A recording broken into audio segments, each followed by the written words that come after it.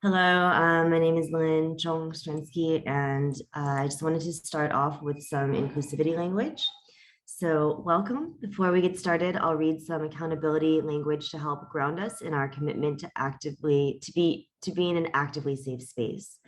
This is a reminder that not everyone in this meeting exists within the gender binary, and so each of us needs to hold ourselves and others accountable to honoring and uplifting the existences of all gender expansive humans. Please use gender neutral language when referring to the group. Everyone, folks, friends, members are all great options. Gendered language such as brothers or sisters or ladies and gentlemen are not inclusive of the community we represent. We ask ourselves and each other to remember to never assume anyone's gender. Additionally, if we don't know someone's pronouns, we can either share our own pronouns and ask for theirs or use gender neutral language. If one of us does make a misstep or hears someone accidentally misgender someone, please gently make a correction and move forward. It's important that we make this space an example for all political spaces. We are committed to creating and sustaining an actively safe space for underrepresented voices. And so joining the Alliance or attending as a member of the public, we ask that you join us in our commitment to active inclusivity. Our hope is that we never let agendas, structure, or end goals become more precious than the humans we are meant to represent and uplift. Thank you. Lauren, do you want to start? Yeah, we on the Alliance believe this is the only way forward, not only for the LGBTQ plus community, but for all communities working towards the same purpose to elevate, respect, and cherish one another, no matter what our specific communities may be. As Bayard Rustin said, we are all one human family. And with that, let's get started. What's wrong with what I said? Well, we're going to tell you. We're here to help you understand and eliminate microaggressions in order to foster safer spaces for all, and we'll explain what that means later. Next slide, please. So, you would be forgiven for thinking that gay rights started in 1969. That's just wrong. And it didn't even start in New York. What I've got on the screen here is a very brief history. Just know that there were many more outbreaks for freedom that aren't accounted for here, but these are the three that really, in my opinion, and those of some historians on the history of the gay rights movement, believe were pivotal. And as you can tell by the dates, well before Stonewall. So the first one happened here. And this is an important one because it goes to the heart of who really began the gay rights movement and why. The Cooper Donuts riot was basically a rebellion on the spot by trans women of color. Well, actually not exclusively, but we'll say trans women here, from police harassment. It was a daily, if not hourly thing. And the one safe space that these women had to gather together in safety and companionship and was this little 24-hour donut shop in downtown Los Angeles. And one day in 1959, the police decided to try and arrest them. And yeah, they had just had enough. So they pelted the police with everything at hand, including hot coffee, coffee cups, donuts, to show that they were done taking this abuse silently. The next one, very similar, trans women being harassed, 1966 in San Francisco at Compton's cafeteria. An even larger crowd rebelled. And finally, we get to the Black Cat. For those of you who don't know, the Black Cat is in Silver Lake. It's still standing as a cultural landmark, but men celebrating with their partners at the tavern at the stroke of midnight on New Year's Day were arrested by plainclothes officers. And while they didn't have a spontaneous uprising, what they did decide to do was to no longer be shamed by being gay. And this meant that they held very public demonstrations on behalf of their rights. And so with that, next slide, please.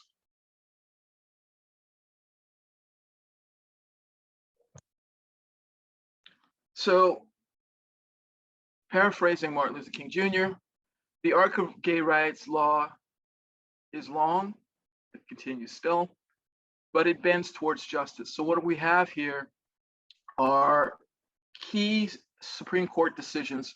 And while we know that this topic of microaggressions may be new to many in the audience, we just want to explain that gay rights specifically has been a long time coming. And this is consistent with most civil rights movements. Here you can see the first one on this list, One Inc. versus Olson, 1958, was an obscenity case where the One magazine, published by the Microaggression Society from Los Angeles, were seized and declared pornography. Now, we're not talking about erotic pictures here. We're talking about a group of people publishing works that speak to their own community. That alone was considered pornographic. And the Supreme Court in 58 rightly ruled that there was no pornographic content, that gay people had the right to publish magazines just like anybody else. The next big one, this is actually crucial because this is the first one, although it wasn't necessarily a decision we might consider positive. The important thing here is that it is the first explicit discussion of what gay rights meant in a broader sense in the Supreme Court. And this happens about the same time, about a year after the first gay rights march on, or the lesbian and gay rights march on Washington.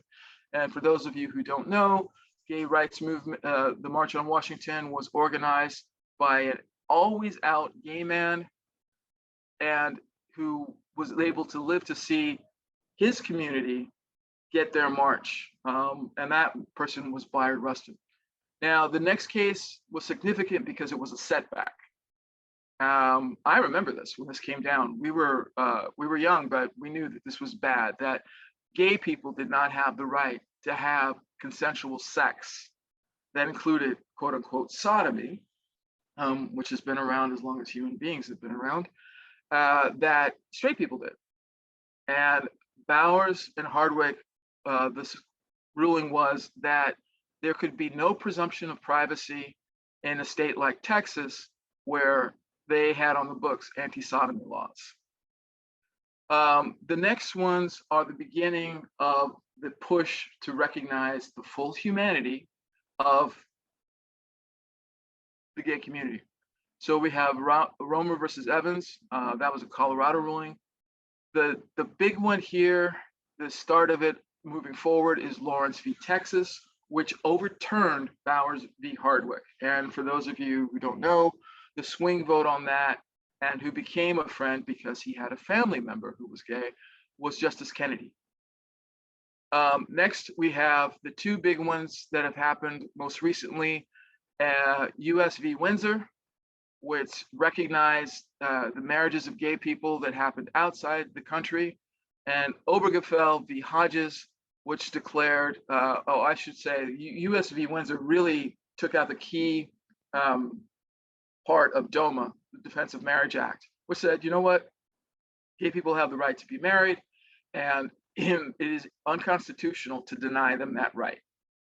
And the last big one, which you can see was very recent indeed, Obergefell v. Hodges, which compelled all states, as per the 14th Amendment and Equal Protection Clause, to recognize marriages from other states, for example, Los Angeles, although that comes later, they have to, just like they would for any straight couple. And so, next slide, please. I just want to point out that it was a long time coming. People have been struggling with this. And now we are at the place where the term microaggression is starting to enter barely the lexicon of justice. Dr. Chester Middlebrooke Pierce was a Harvard-trained professor in psychiatry who started to document the toll that microaggressions, distinct from macroaggressions, right? We all know that beating someone at a lunch counter while they're waiting to be served, that was clearly, visibly an aggression. Microaggressions are different. And Dr. Pierce was the person who coined the phrase to suggest that it's not just what you can obviously see and that any decent person would recognize as harm. It's these subtle things, the kind of thing, frankly, that women have been living with since time immemorial, but specifically he researched the pain of microaggressions on the African American community. This can be anywhere from insults to even include unintentional remarks that people may not be aware of that are, and because they don't have to be, right? You don't have to be sensitive to other people when you think that you're doing them a favor by allowing them to have a voice. That's something that I believe is a very important part of microaggressions. Next slide, please.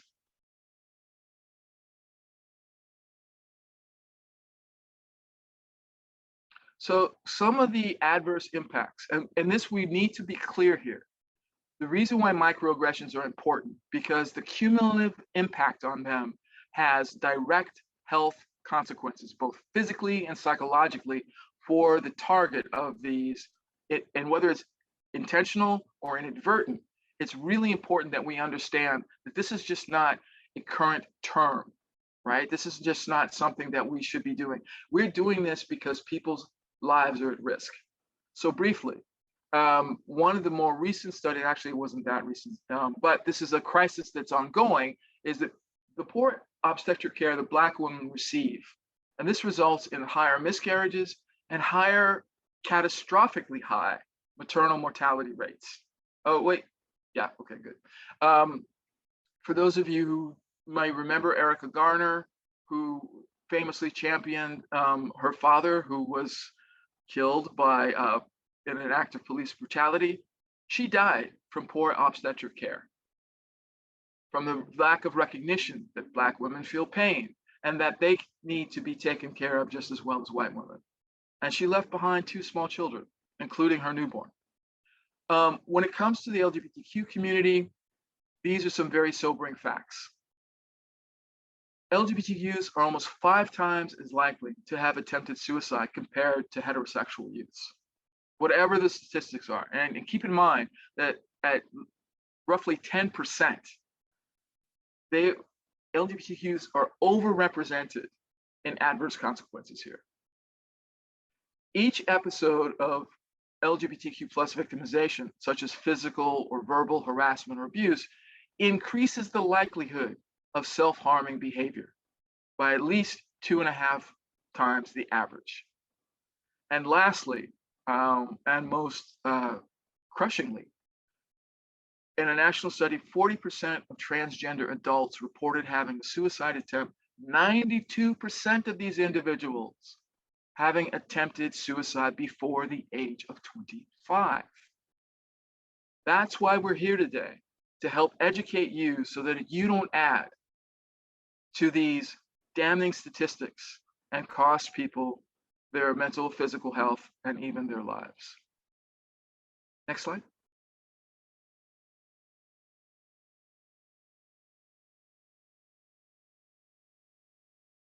Take it away, Jim. There you go. There you go. So just to elaborate on what Warren said, so LGBTQ plus people who experience microaggressions report negative outcomes such as depression, low self-esteem, and trauma. So these issues, not only do they affect youth, but they affect us, they follow us into our adult lives as well. Ethnic microaggressions are associated with mental health issues, particularly depression and lack of positive affect. And shockingly, the next thing is that when we compare the effect of microaggressions and macroaggressions, overt racism, the effect is about the same. They're at least equally as damaging. So a lot of times people think, oh, microaggressions, they're not such a big deal. But in fact they are, and what they do and the way that they build up over someone over time, and the way that they build up over time on someone's psyche, it's actually very damaging. A study of Black American women found that enduring microaggressions without sharing these experiences with others is associated with shorter telomeres, which are associated with increased incidence of disease and poor survival. So that means that the protective ends of their DNA are worn away more quickly. So microaggressions genetically fundamentally change your being. So this is a really, really big deal. It's not just something that affects you psychologically, it's literally affecting your physicality. And then just something else I wanted to share that was something I thought was very interesting was that lesbian, LGBTQ, people of color microaggression scale. This measures microaggressions experienced by ethnic minority LGBTQ adults. And they found that men scored higher than women, lesbians scored higher than bisexual women, and Asian Americans scored higher than African Americans and Latinas. So let's go to the next slide. So just to elaborate on the effect of microaggressions, this is a really great quote that we found. If we are going to compare it to getting a paper cut, one paper cut is manageable, but paper cuts all over your body is something quite different. And it's this accumulation of comments that begin to take a toll on a person's spirit. Joan, could you stop screen sharing for a moment and go back to the previous slides? Turns out I can't see my notes unless I'm screen sharing. Would you like to take over screen sharing, President? Yeah. Wonderful. Let me stop. And now I think you should have access. Yeah, here we go. I'm just logging on. Sorry for the break, but it's actually important. And let's see. Sorry, folks. Just gotta juggle between screens. I don't know why I still can't see my notes, but let me wing it. So one of the things that's really important in understanding microaggressions, and this is really at the heart of Dr. Pierce's work, is that you end up with a like they say about Chinese water torture. You know, it's not the water itself, right? It's the constant drip, drip, drip. And this is what we mean principally by microaggressions. Now, it's interesting. This is from critical race theory, which is giving so many people vapors. But what I want to point out here is over time, microaggressions have been seen to impact all marginalized groups. The insults may look different, but or be different, but they have the same result. And it's interesting that Dr. Sue, who is a psychologist, she has popularized the term microaggressions to intersect, and that's another thing we need to mention. You can have be a member of more than one marginalized community. So just do the arithmetic on that. What does that mean in the workplace? What does that mean when you're passed over by for your drink at the bar to serve the white person that came after you, or the white male that came after you? These compound as they multiply, right? And so what Dr. Sue was able to discover was that every marginalized group, and let's point out that's number one marginalized group is women, then women of color specifically, has these impacts. And that one thing that she's added to this discussion, though, and it's why we hope you all have joined us today, is to learn that even unintentional microaggressions have this impact. And so what we want to do in this space is make sure that y'all can recognize them, learn to adapt, and be largely aware of the ones that are particular to the gay community. Let's see, I think this is you now, Joan. Yes, thank you very much. You can share and I'll stop mine. Oh, you want me to, oh. So you can see your notes. I do not, no, it's okay. We can just use yours, that's fine. Okay. Okay, so, can you blow it up though? Is that possible? Can you go into Yeah, present? because I'm realizing it's not looking good too. Hang on. Let me see what I can do here.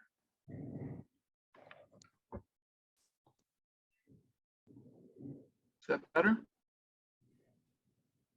Hold on.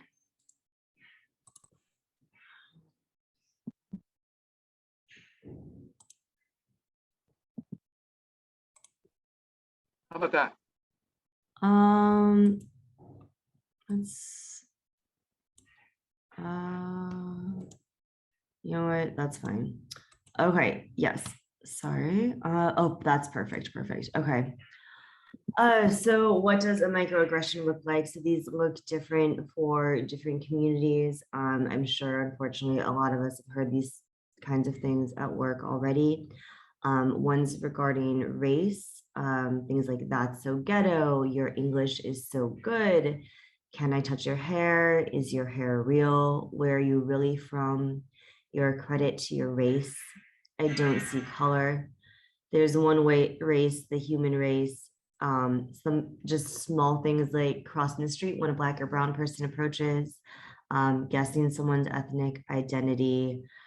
These are all things that might imply something about someone's ethnic background, that specifically serve to other the other person, by pointing out how they're different.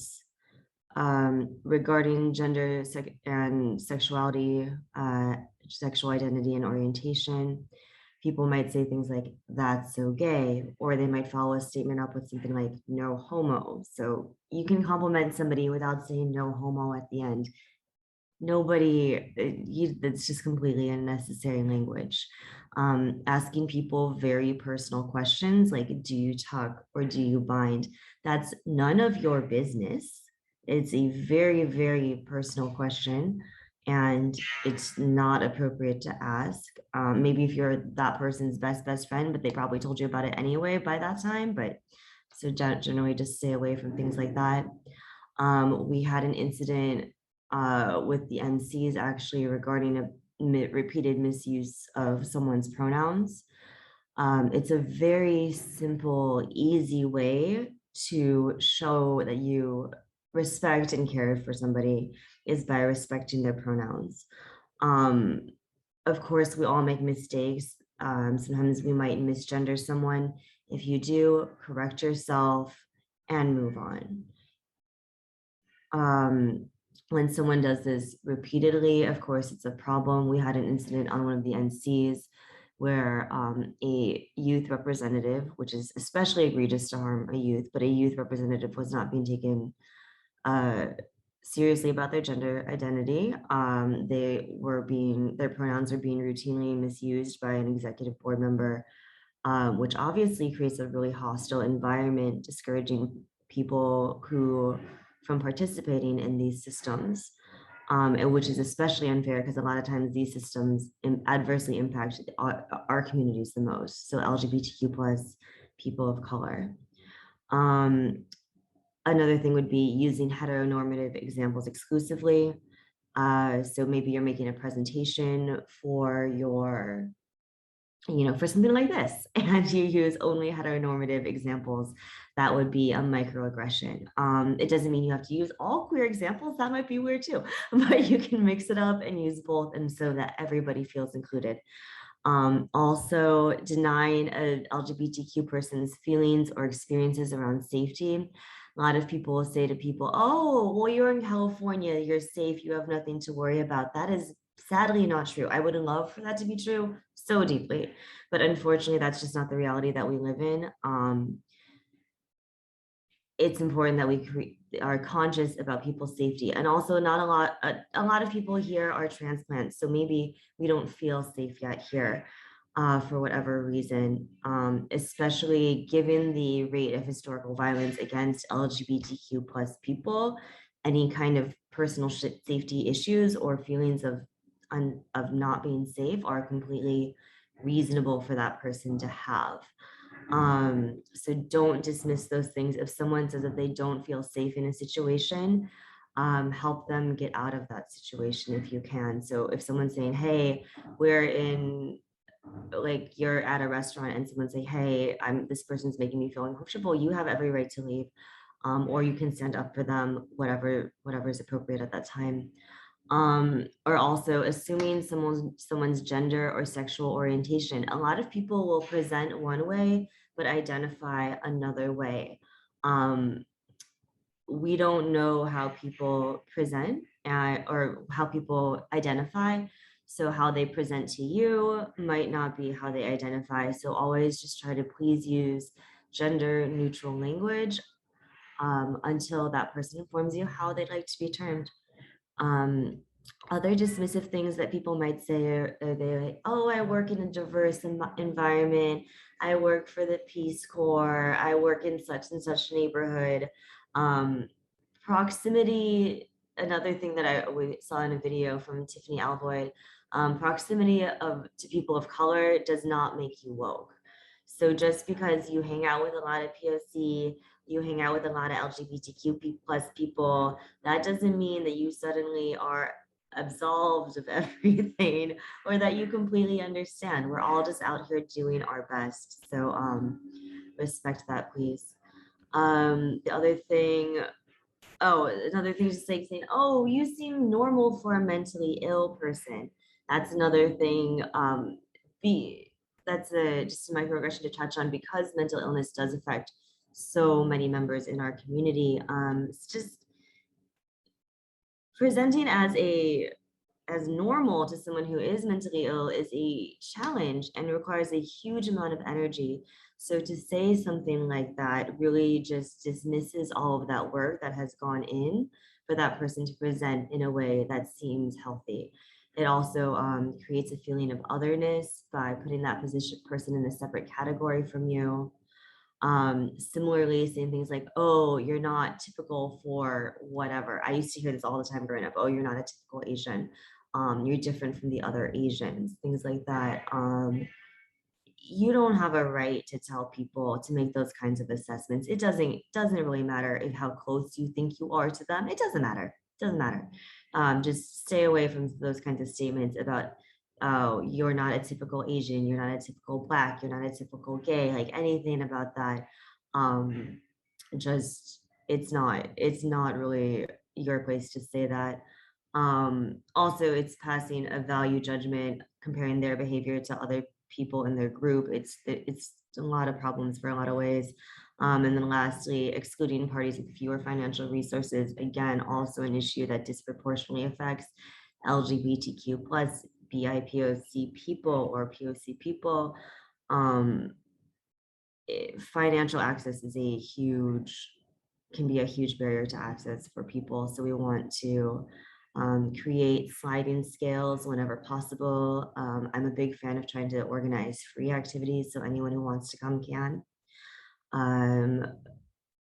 Yeah, thinking out of different ways to make it as inclusive as possible. Providing programs that allow for low-income individuals to receive help, things like that. Okay, I think Then, could I interject here quickly? please, absolutely. Thank you. Right. Another thing that's important is exceptionalism, and Lynn, you just touched on that by thinking that you can dismiss a community but value the person in front of you by similar to the credit to your race statement, but it also means that you put an undue burden on this single individual you know and base all of your value judgments on a community that you are not a part of based on the conduct of one person you approve or disapprove of.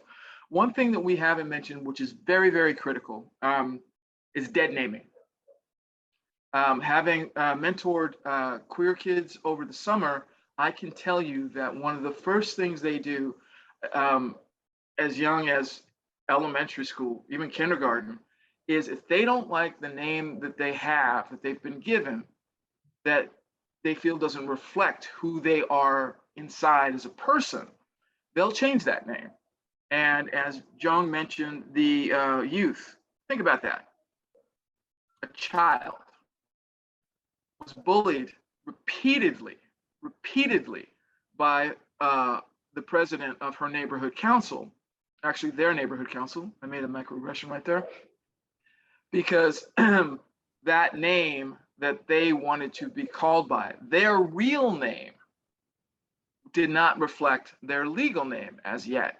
Well, first of all, that's now against the law, but imagine how that makes you feel. I've been watching the Muhammad Ali documentary, and when he changed his name from Cassius Clay to Muhammad Ali, he was subjected to repeated dead naming. And I bring this up because even famous people can suffer from these repeated microaggressions.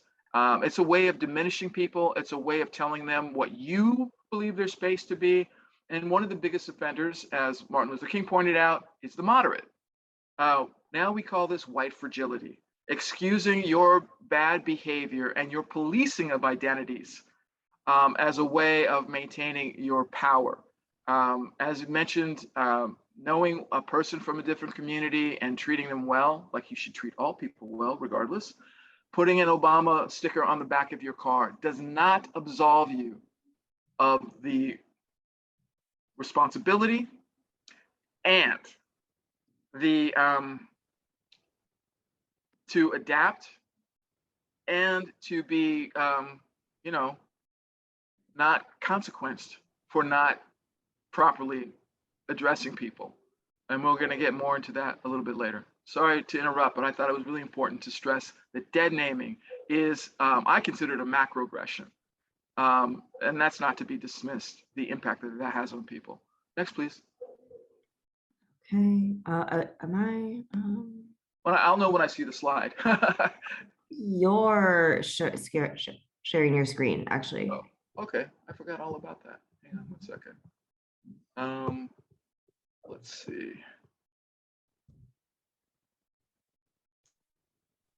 And I don't know why it's going. Can you log on now to that? I've paused my sharing. Oh, you,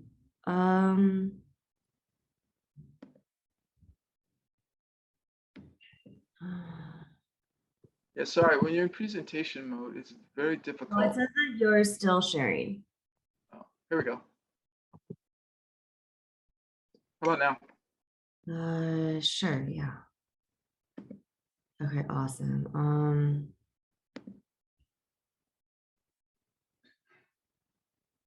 Okay, yeah, does that look good for everybody? Perfect. Okay, wonderful. Okay, would you like to introduce Tariq? I would. So I met my now good friend. Oh, wait, somebody's saying that it isn't perfectly visible in the chat. Can you enlarge it a little bit? While I introduce Tariq. What oh no, what does it look like? They're probably putting in the chat. So I met Tariq because he was another person that was bullied on his neighborhood council by someone who considered an expression of gay pride to be pursuing an agenda. That's another, I would consider that a macroaggression, right? You've got an agenda. Well, I got news for you. Everybody has one. Get used to it. He's here to tell his story. And we feel it's important that you hear from somebody who has experienced repeated microaggressions within the neighborhood council system. Yes, folks, the neighborhood council system has a problem. And with that, Tariq, please take it away. Thank you, Lauren. Appreciate that. Good morning, everybody. It's great to be here with you today. It's a privilege and an honor to be here to tell you my story. A privilege because there are so many stories, and to think that there's a group of people who care about mine is very uplifting. An honor because of what I can only describe as a shared sense of purpose, and a purpose for me that has been born and shaped by the hardships I've had to overcome and the pain that is associated with those hardships. I've always said that if anyone has truly suffered in the world, then that person would want to see and pursue the end of suffering for all. And that's why I'm speaking here today, to do my small part, hopefully to see the end of suffering, especially via microaggressions and macro for all. Doing my part is what I was trying to do when, during Pride Month this year, I not only raised the pride flag at the front of my house, but also used the flag as my Zoom background. Little did I know what sequence of events that would set in motion by this very, very simple gesture.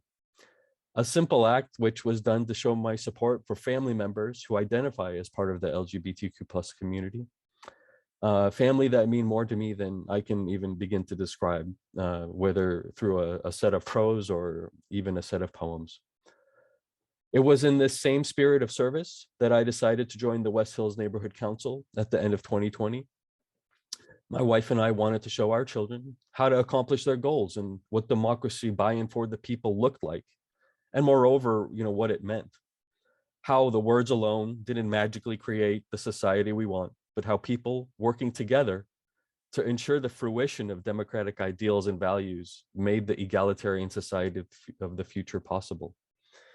What I thought would be lifelong lessons for my kids about democracy has turned into lessons of equality, overcoming obstacles, and sticking to one's beliefs. Now, at first, I received compliments for the flag. Fellow board members would say, "What a beautiful flag, Tariq," or Tariq, as my name is often butchered. That's a lovely background, I would hear. Well, it seems that these compliments came with an implicit caveat, right? So long as these other members were allowed to make political messages with their backgrounds, then my background was fine. But the flag is not a political endorsement. It's an endorsement of human rights for all. And this caveat was revealed when one of the board members displayed a political group's URL at one subcommittee meeting, followed by a gun rack background with AK-47s and whatnot at a subsequent meeting. On I think July 21st, an email was sent to Empower LA, and subsequently that board member was asked to remove his background. I wasn't at the meeting where this board member showed off his gun rack. I only heard about it later. Another member of the council was also asked to take down his cross background, as this was a violation of the separation of church and state. When I attended the next subcommittee I was a part of and displayed my flag background, this was the first time I felt the animosity and vitriol of the board members and like-minded members of the group. The rules should be applied equally.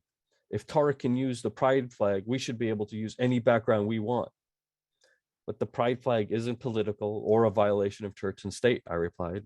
But my reply fell on deaf ears. And as though these false equivalences weren't bad enough, what followed would be worse. After months of use as a background, suddenly my use of the pride flag meant I was just seeking attention, or it was a slap in the face or an affront to other members. And in an effort to normalize the attacks, and when the perpetrators realized I wouldn't budge and take down the flag, the talk turned to, well, we should all have the same background.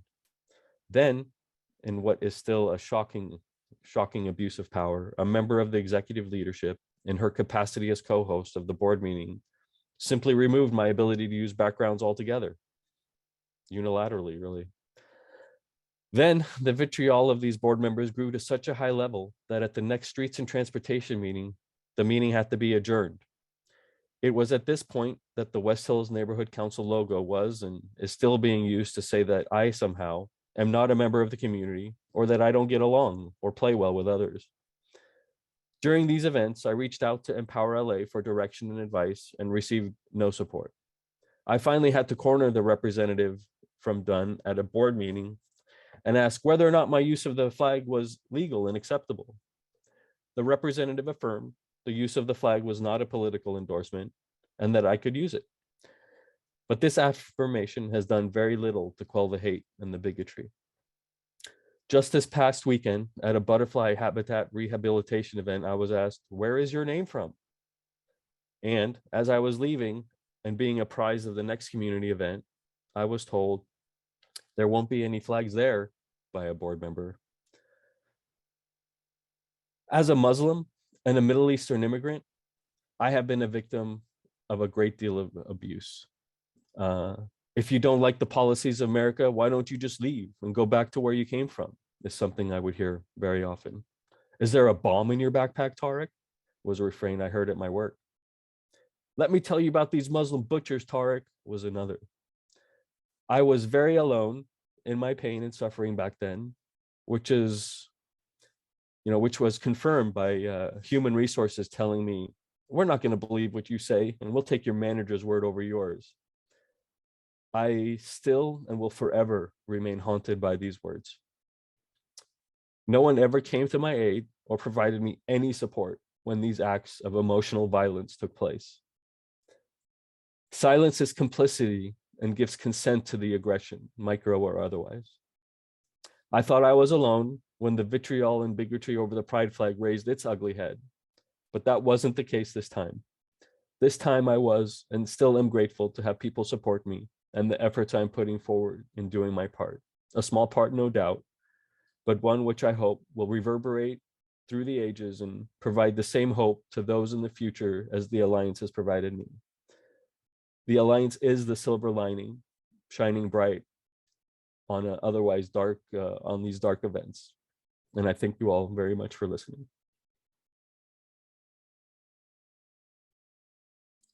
Thank you so much, Tariq. I also wanted to apologize for mispronouncing your name earlier. I've seen it written 1,000 times, but I've heard it very seldom. So thank you for pointing that out. I'm so sorry about that. Okay, so right, we just wanted to go, excuse me, skipped ahead too much.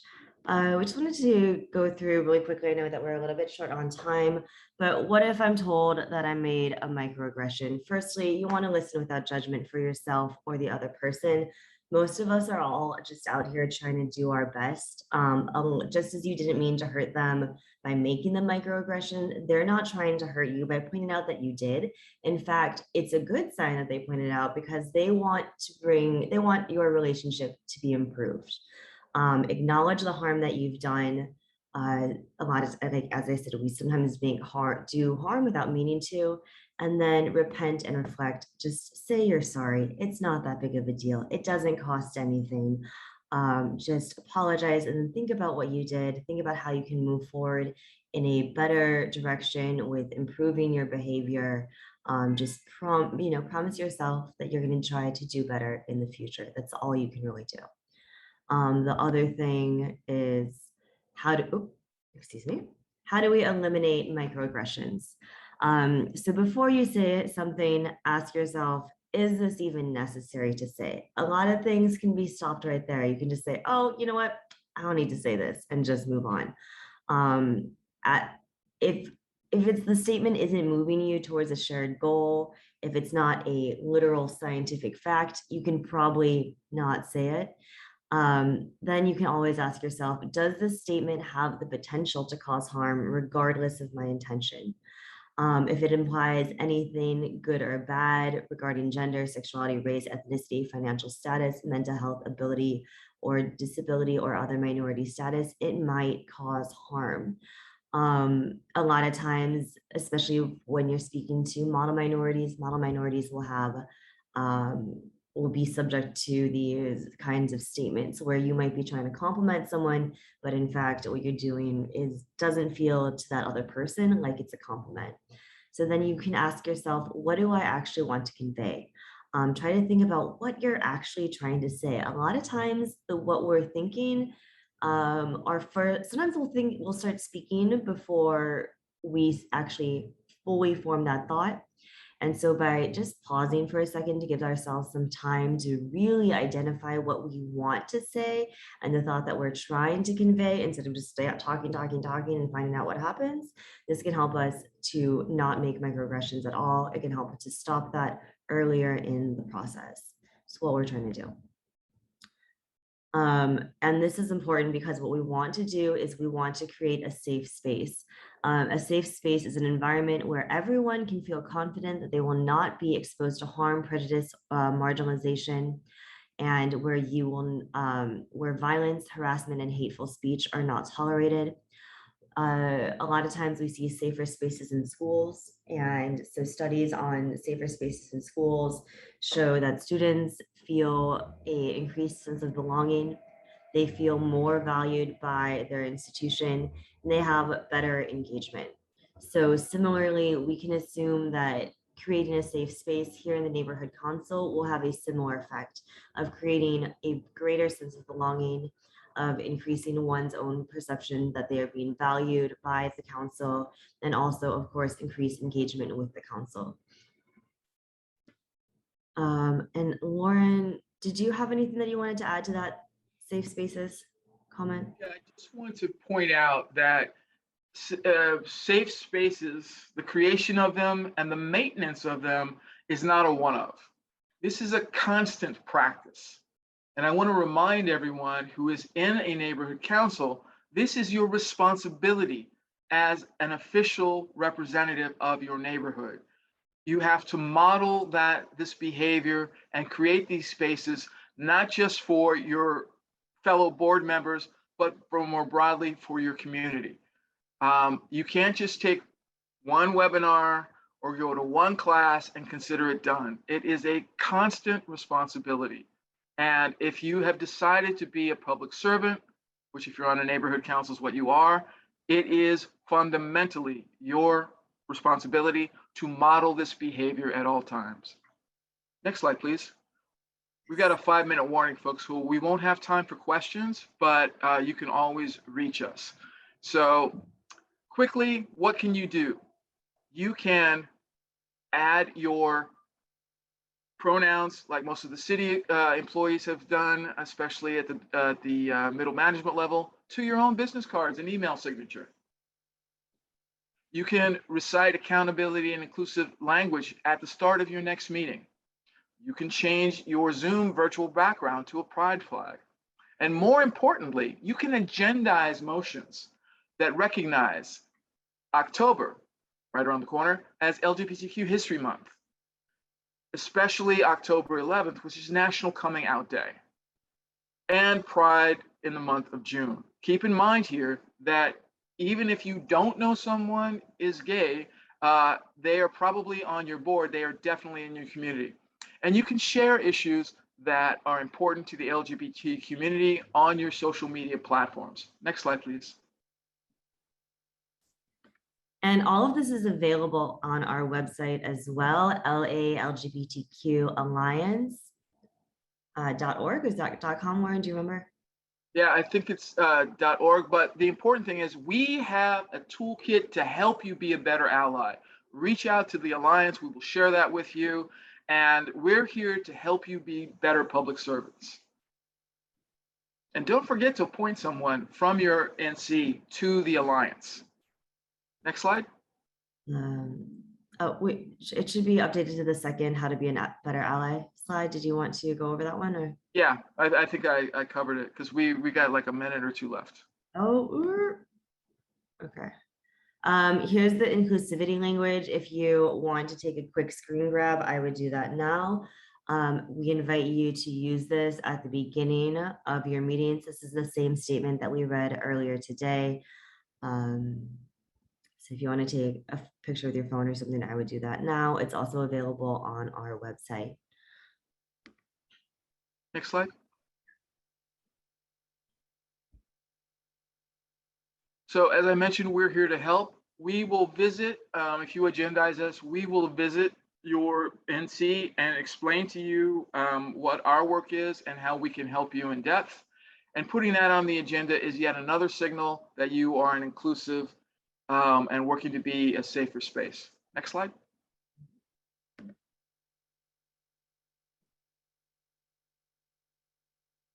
So key takeaways. Change is coming, folks. You're going to need to be prepared. As you've seen, there are now new DEI trainings involved, and not adhering to them can have consequences, not just as a member of the board for violating the upcoming changes to the code of conduct, but even in your private life. This behavior is no longer tolerated, and you really need to get on board and encourage others to do the same. Next slide.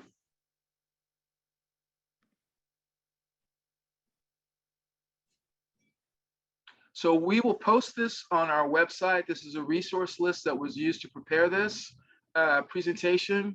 Next slide, please. As well as organizations that you can go to learn more about these things.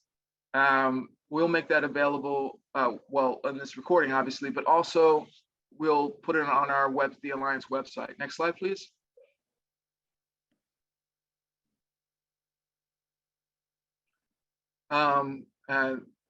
These are some, yeah, thank you. And so all of this will be on our website so that you can further look into this yourselves. Next slide, please. Lastly, as we close this out, I want to thank you all for being here. We're sorry, next slide, that we don't have time for questions, but we thought it was really important to get out this information. Next slide. Yeah, the contact slide. And you can reach us here. Feel free to grab this the screen. We look forward to hearing from you all, and we do sincerely appreciate you being here and taking an interest in learning about this topic and creating safer spaces for everyone. Yes, here's our email addresses. Please reach out to us if there's anything that we can do to support you. If anything happens, if there's any kind of issues that you want to talk out, if there's a microaggression issue that you want to discuss, we're happy to help with that. Please come to the Alliance meetings. Please elect a representative from your council to the Alliance. We'd really appreciate it. The next Alliance meeting is Sunday at 6:30. Be there or be square. Really great group of people. We'd love to see you there.